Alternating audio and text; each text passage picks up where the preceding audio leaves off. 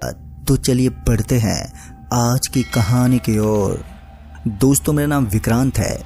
यूं तो ट्रक चलाते हुए एक लंबा वक्त गुजर गया है और इसी दौरान मैंने देश दुनिया के वो रूप भी देखे हैं जो शायद अगर आप देख लेते तो यकीनन आप गहरे सदमे के शिकार हो जाते या फिर आपकी जान जा चुकी होती। हो सकता है कि आपको मेरी ये बात में ज़रा सा भी दम नहीं लग रहा हो, पर आप मेरा यकीन मानिए कि ये सच है। मैंने ना जाने कितनों को जान से हाथ धोते और अपनी मानसिक दशा खोते हुए देखा है। आज से तकरीबन 40 साल पहले मैं धीरज उस्ताद का खलासी हुआ करता था। चूंकि मैं उम्र और तजुर्बे दोनों में ही बहुत छोटा था, तो ऐसे में मुझे अभी काफ़ी कुछ सीखना और समझना बाकी था। एक बार की बात है, उस रात हमारी ट्रक किसी हाईवे पर अचानक ही बंद हो गई। अचानक ही आई इस खराबी से उस्ताद जी घबरा गए। उनके चेहरे पर इससे पहले मैंने इतने सिकन नहीं देखे थे और ऐसा भी नहीं था कि ये कुछ हमारे साथ पहली बार हुआ था। इससे पहले भी हमारा ट्रक बहुत बार बीच रास्ते में बिगड़ा था, पर उस्ताद कभी भी इतना नहीं घबराए थे।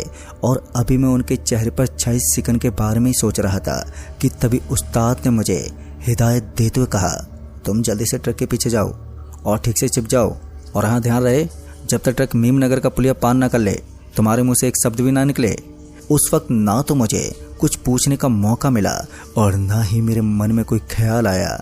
शायद मैं कहीं ना कहीं परिस्थिति को भांप गया था, इसलिए मैं बिना अपना मुंह खोले ही ट्रक से नीचे उतरा और ट्रक के पीछे वाले हिस्से में जाकर सामानों के बीच में बैठ गया। मेरे बैठने के फौरन बाद ही ट्रक चल पड़ी। ट्रक अभी चली ही थे कि मुझे उस्ताद की चीखने चिल्लाने की आवाज़ आने लगी। उस्ताद की आवाज़ सुनते ही मेरे रोंगटे खड़े हो गए। मेरा दिल जोरों से धड़कने लगा। मुझे समझ में नहीं आ रहा था कि मैं करूं तो करूं क्या। खैर, इसी बीच जब ट्रक मीम नगर के पुल के पार हुए तो वैसे ही ट्रक एकदम से रुक गई। ट्रक के रुकते उस्ताद ने मुझे आवाज़ देते हुए कहा, विक्रांत अब आगे आ जाओ। उस्ताद के ये कहते ही मैं ट्रक के पीछे से उतरकर फिर से आगे आकर बैठ गया। अभी मैं आगे आकर बैठा ही था कि तभी मेरा ध्यान उस्ताद के कपकपाते हाथों पर गया। फिर जब मैंने उनके चेहरे की तरफ देखा तो मैंने पाया कि उनके चेहरे की चमड़ी नीचे की तरफ लटक रही है, यहाँ तक कि उनकी आंखों की पुतलियां भी लाल थी। अभी मैं कुछ बोलता कि उस्ताद ने कहा, अपना मुंह बंदी रखना। और उस्ताद के इतना कहते ही मैंने अपने मुंह पर ताला लगा लिया। फिर वो रात डर और दहशत के साए में बीती और सुबह होते होते उस्ताद का चेहरा और उनकी आंखें एकदम से ठीक हो गई। यानी कि वो एक हैरानी वाली बात थी। फिर जब हमारी ट्रक घरों गोदाम पहुंची तो उस्ताद ने ट्रक से उतरने से पहले कहा, रात का जिक्र किसी से मत करना। मैंने भी सर हाँ में हिलाकर हामी भर दी। पहले कुछ दिन तो मैंने भी उस्ताद से उस रात के बारे में पूछने की हिम्मत नहीं दिखाई। फिर जब इस बात को कुछ महीने बीत गए तो उस्ताद ने हाईवे के किनारे ट्रक रोका और वो नीचे उतरे और बिना कुछ कहे हाईवे से लगे बहुत बड़े तालाब की ओर जाने लगे। फिर मैं ट्रक में बैठा उनसे पूछता रहा, क्या हुआ उस्ताद, क्या बात है? पर उस्ताद ने ना तो मेरी बात का जवाब दिया और न ही मेरी ओर देखा। वो सीधे उस तालाब में कूद गए। उनके कूदते मैं भी ट्रक से उतरा और चीखते तालाब के नीचे पहुंचा और उस्ताद को आवाज़ देने लगा। पर उस गहरे तालाब के ठहरे हुए पानी में जरा सी भी हलचल नहीं हो रही थी। और जब घंटा भर से ज़्यादा हो गया तो मैं वहाँ से मदद लेने के लिए रवाना हुआ। चूँकि उस वक्त मैं किसी दूर दराज इलाके में था, जिस वजह से जब मैं अपने साथियों के पास पहुँचा तो तब तक सुबह हो चुकी थी। और जब मैंने अपने दूसरे साथियों से उस्ताद के बारे में बताया तो उन्होंने मदद करने से साफ मना कर दिया। पहले तो मुझे उन सब पर बहुत ज़्यादा गुस्सा आया, पर जब मुझे मनोज उस्ताद ने उनके मना करने का कारण बताया तो मैं चौंक गया। दरअसल मनोज उस्ताद ने बताया कि आज से लगभग 4 साल पहले धीरज को हाईवे के किनारे एक आदमी मिला था। वैसे तो वो आदमी नॉर्मली लग रहा था, पर वो नॉर्मल नहीं था। इस बात का पता तब चला जब वो ट्रक में बैठा और उसके बैठते ट्रक में पानी भरने लगा। ट्रक में पानी भरता देख धीरज पहले तो घबरा गया और सोचने लगा कि आखिर ये हो क्या रहा है। फिर धीरज ने उस आदमी पर गौर किया तो धीरज को एहसास हुआ कि उसने उस आदमी को अपने ट्रक में बैठाकर बहुत ही बड़ी भूल कर दी है। दरअसल ट्रक में भरता जा रहा पानी असल में उस आदमी का पसीना था, जो उसके शरीर से इस कदर निकल रहा था कि मानो वो आदमी अपने अंदर पानी का दरिया समाये हुए हो। धीरज उस वक्त इतना डर गया था कि वो ट्रक से नीचे उतरने लगा, पर इससे पहले धीरज ट्रक से उतरकर भागता कि ट्रक फुल स्पीड में अपने आप ही चल पड़ी। फिर जब कुछ देर के बाद ट्रक अपने आप ही रुकी तो वो आदमी ट्रक से उतरकर अपने आप चला गया और उस आदमी के जाने के बाद धीरज के जान में जान आई। धीरज उस अनजान खतरे से उस रात तो बच गया, पर अभी वो होना बाकी था जो हम सब पर भारी पड़ने वाला था। और इस घटना की अगली रात जब धीरज यहीं अड्डे पर सो रहा था, तभी वो अचानक उठा और वो एक औरत की आवाज में बोलते बोला, मुझे यहाँ से निकालो, निकालो मुझे यहाँ से। धीरज को औरत की आवाज में बात करता देख हम सबके पसीने छूटने लगे। इससे पहले हम कुछ समझ पाते कि उसके शरीर से भी पानी निकलने लगा, ठीक उसी आदमी की तरह। फिर जब इसी बीच धीरज बेहोश हो गया तो हम में से कुछ लोगों ने उसे उठाया और सीधे दयानंद जी के पास ले गए, क्योंकि एक वो ही थे जिन्हें इन सब चीज़ों का कुछ ज्ञान था।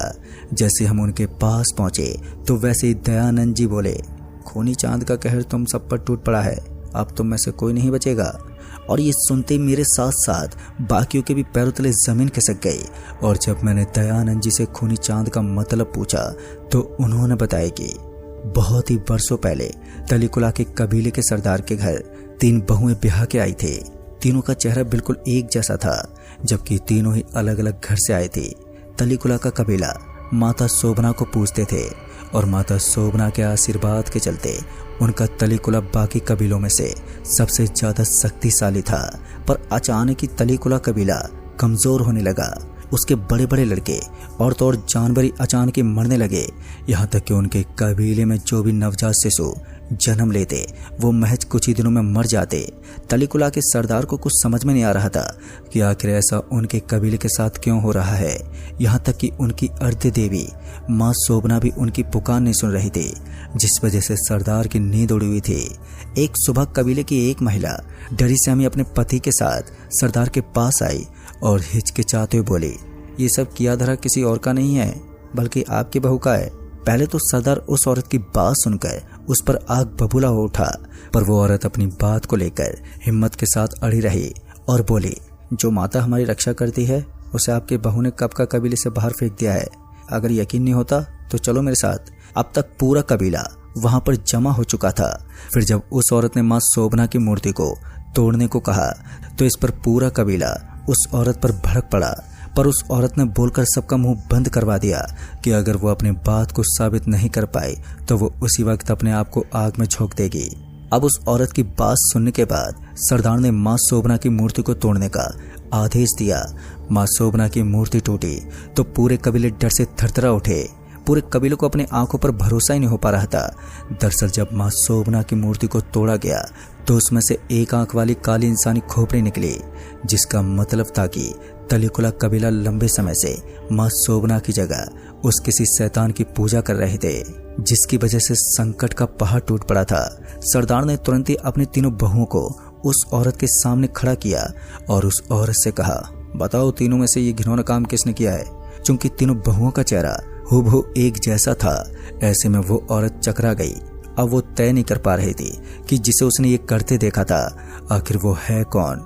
फिर काफी सोचने के बाद वो औरत बोली, मैं ये तो नहीं बता सकती कि इन तीनों में से वो औरत है कौन। अब उस औरत के न बता पाने के कारण अब एक नई समस्या खड़ी हो गई थी, जिसके चलते कबीले का सरदार ये फैसला नहीं कर पा रहा था कि सजा दे तो दे किसको, क्योंकि तीनों बहुएं अपने आप को बेकसूर बता रही थी। फिर आखिरकार कबीले के सरदार ने फैसला ले लिया। अपने फैसले में सरदार ने अपनी तीनों बहुओं को कबीले के सबसे गहरे इलाके में एक पेड़ से बंधवा दिया ताकि वो तीनों भूख प्यास और गर्मी से मर जाएं। और हुआ भी कुछ ऐसा ही। उन तीनों ने कुछ दिनों में दम तोड़ दिया, पर जिस रात उन तीनों का दम टूटा वो रात खूनी चांद की रात थी, जिस वजह से उन तीनों की आत्माएं हमेशा हमेशा के लिए इसी दुनिया में फंस गई हैं। और उन तीनों का कहर पूरे कबीले पर इस कदर टूटा कि महज कुछ ही सालों के भीतर पूरा कबीला तबाह हो गया। दोस्तों कहते हैं फिर वो इलाका एक भीषण आग के चलते पानी में डूब गया। पर हर खूनी चांद वाली रात अगर कोई उस जगह का पानी पी या छू लेता है तो उसके शरीर से पानी बहने लगता है, जिसके बाद उसकी मौत हो जाती है। दयानंद जी के ये बताने के बाद हमें धीरज की चिंता हो ही रही थी, साथ ही उन लोगों की चिंता भी हो रही थी जिन्होंने धीरज को उठाकर यहाँ तक लेकर आया था, क्योंकि वो भी उस पानी के संपर्क में आ गए थे। यानी कि धीरज के साथ वो सारे लोग भी मारे जाने वाले थे। और जब मैंने दयानंद जी से इसका समाधान पूछा तो उन्होंने समाधान तो बताया, पर सबको अकेले में और एक एक करके, और ये भी कहा कि एक दूसरे के साथ किसी को बात भी नहीं करनी है। और सब ने वैसा ही किया, पर धीरज जी कामयाब हुआ। बाकी के सब मारे गए, पर धीरज को भी ये पता था कि आज नहीं तो कल वो भी मारा जाएगा, और वो ही हुआ। दोस्तों, मनोज उस्ताद की बात सुनने के बाद मुझसे रहा नहीं गया। मुझे तो किसी भी तरह से धीरज भाई को बचाना था, इसलिए मैं वापस से उसी तालाब के पास पहुंचा जिस तालाब में उस्ताद ने छलांग लगाई थी। मैं घंटों तक उसी तालाब के किनारे बैठा रहा, इस उम्मीद में कि उस्ताद वापस से ऊपर आएंगे, और हुआ भी कुछ ऐसा ही। जब सूरज की रोशनी आसमान से पूरी तरह से चली गई तो अंधेरे में उस तालाब के शांत और ठहरे हुए पानी में एक लहर उठी, और जब वो लहर किनारे पर पहुंची तो मैंने देखा कि उस लहर के साथ उस्ताद भी किनारे पर आ गए हैं। उस्ताद पर नजर पड़ते ही मैं उनके पास पहुंचा और उन्हें सहारा देते हुए उस तालाब से दूर लेकर जाने लगा। अभी मैं धीरज उस्ताद को तालाब से कुछ दूर लाया ही था कि तभी उस्ताद जो बेहोश थे होश में आ गए। होश में आते जब उन्होंने मुझे देखा तो मुझे देखते फूट फूट कर रोने लगे। इससे पहले मैं कुछ पूछता कि उन्होंने कहा, सब खत्म हो गया विक्रांत, पिछले 4 सालों से इस मुसीबत से जान छुड़ाने की जद्दोजहद में लगा हुआ था, और ये मेरी आखिरी कोशिश भी बेकार गई। अभी मुझे उस्ताद धीरज की बात किसी पहेली की तरह ही लग रही थी, इसलिए जब मैंने पूछा, उस्ताद वो तलीकुला कबीले वाली बात सच है क्या? तो इस पर धीरज उस्ताद ने कहा, हाँ सच है। उस कबीले की एक बहू के चलते आज मैं मौत की दहलीज तक आ पहुंचा हूँ। इस पर जब मैंने पूछा, क्यों, दयानंद जी के उपाय काम नहीं आए क्या? दयानंद जी का नाम लेते ही उस्ताद धीरज बोले कि उनके उपाय की बदौलत ही मैं अभी भी जिंदा हूँ, नहीं तो बाकियों की तरह उसी रात उन तीनों बहुओं के हाथ मारा जाता।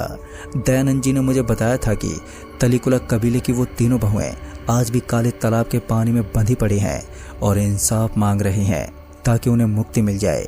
और हाँ, तुम्हें सिर्फ उन तीनों में 2 को खोलकर आज़ाद करना है जो निर्दोष है, जिसके लिए पहले ये पता करना था कि असली दोषी कौन है, जिसने मां शोभना की मूर्ति हटा के उस शैतान की काली खोपड़ी की स्थापना की थी। दयानंद जी ने मुझे उस रात 3 काली मालाएं दी थी, जिसे मुझे तलीकुला कबीले के उन तीनों बहुओं के गले में डालना था और इंतजार करना था उन काली मालाओं का काले से सफ़ेद रंग में बदलने का। सफ़ेद माला का मतलब था कि निर्दोष, पर पिछले 4 सालों से उन तीनों मालाओं ने रंग नहीं बदला, वो आज भी काली ही है, पर अब वो मालाएं इतनी गल चुकी हैं कि वो कभी भी उनके गले से टूटकर गिर सकती हैं, और मालाओं के गिरते ही मेरी मौत भी उसी वक्त हो जाएगी। उस्ताद धीरज की बात सुनने के फौरन बाद मैंने कहा, अगर ये उपाय काम नहीं कर रहा है तो दयानंद जी से कोई दूसरा उपाय क्यों नहीं पूछ लेते? जिस पर उस्ताद ने कहा, दयानंद जी से मैं पूछ चुका हूँ, उन्होंने दूसरा उपाय बताया, जिसके अनुसार मुझे मां शोभना की असली मूर्ति खोजकर उन तीनों के सामने रखना पड़ता। मां शोभना की मूर्ति सामने रखते ही असली दोषी उसी वक्त जल के भस्म हो जाती और मैं हमेशा के लिए बच जाता। पर मां शोभना की मूर्ति मेरे लाख खोजने के बाद भी नहीं मिली। दोस्तों, अभी उस्ताद धीरज ने इतना कहा ही था कि तभी उस तालाब में बड़ी बड़ी लहरें उठने लगी। वो लहरें इतनी ऊंची और लंबी थी कि वो हम तक पहुंच जा रही थी, मानो वो उस्ताद धीरज को वहां अपने साथ ले जाना चाहती हो। हालांकि मैं उस्ताद धीरज को लगातार उन खतरनाक लहरों से दूर ले जाने की पूरी कोशिश कर रहा था, पर वो लहरें मेरे से कुछ ज़्यादा ही तेज थी।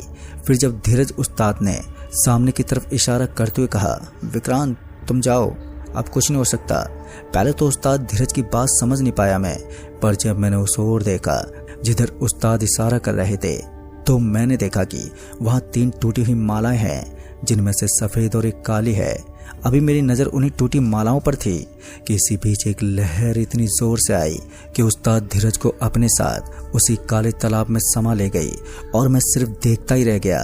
अब मैं पूरी रात उसी तालाब के किनारे इसी आस में बैठा उस्ताद धीरज को पुकारता रहा कि पिछली बार की तरह इस बार भी उस्ताद धीरज बाहर आ जाएंगे, पर वो उसके बाद कभी नहीं लौटे। इस हादसे ने मुझे अंदर से काफ़ी कमज़ोर कर दिया था, जिस वजह से मैं अगले कई महीनों तक वापस से नहीं लौट पाया। पर जब उस्ताद मनोज ने मुझे अपने साथ हुई घटना के बारे में बताया तो मैं समझ गया था कि हमारी ज़िंदगी का हर एक पल खतरों से भरा पड़ा है। इससे कोई फ़र्क नहीं पड़ता कि आप कौन सा काम करते हो, आपको हर जगह ही हालातों से लड़ना होगा, जिसके लिए अपना जिगरा सख्त रखना होगा। जैसे कि धीरज उस्ताद ने रखा था, वो अपने आखिरी दम तक लड़ते रहे। मुझे भी उन्हीं की तरह ही बनना था। दोस्तों, मैं काम पर वापस लौटा और अपनी ज़िंदगी के 40 साल ट्रक चलाते हुए बिता दिए। और इन्हीं 40 सालों में मैंने वो सब देखा जिसे कोई आम इंसान ना तो समझ सकता है और न उसे झेल सकता है। तो दोस्तों, इस कहानी में बस इतना ही। कहानी आपको पसंद आई हो तो वीडियो को लाइक शेयर ज़रूर कर दें और साथ ही हमें नीचे कमेंट बॉक्स में ज़रूर बताएं। जल्द ही मिलूंगा ऐसी एक और नई कहानी के साथ। तब तक के लिए बाय एंड टेक केयर।